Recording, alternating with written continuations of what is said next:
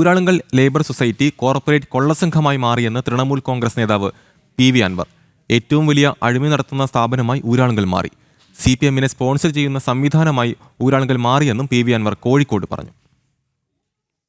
ഇന്ന് ഒരു സഹകരണ മേഖലയിൽ നിന്ന് പരിപൂർണമായി മാറി ഒരു കോർപ്പറേറ്റ് കൊള്ളസംഘത്തിൻ്റെ അവസ്ഥയിലേക്ക് ഊരാളുങ്കൽ സൊസൈറ്റി മാറിയിരിക്കുന്നു എന്നത് വസ്തുതാപരമായി പരിശോധിച്ചാൽ നമുക്ക് കാണാൻ കഴിയുന്നതാണ്. ഒരു കോപ്പറേറ്റീവ് സൊസൈറ്റി എന്ന നിലക്ക് അവർക്ക് സർക്കാർ മുമ്പ് അനുവദിച്ച് നൽകിയിരുന്ന ഒരു 10% പ്രിഫറൻസ്, അതാണിതിൽ ഏറ്റവും കൂടുതൽ ഉപയോഗപ്പെടുത്തി വരുന്നത്.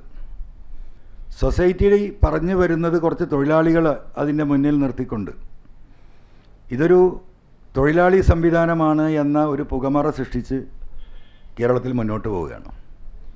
CPM എന്ന് പറയുന്ന രാഷ്ട്രീയ പാർട്ടിയുടെ എല്ലാവിധ അവരുടെ തിരഞ്ഞെടുപ്പായാലും മറ്റു പാർട്ടി പരിപാടികളായാലും അവരെ സ്പോൺസർ ചെയ്യുന്ന ഒരു സംവിധാനമായി ഊരാളുങ്കൽ സൊസൈറ്റി മാറിയിട്ടുണ്ട്.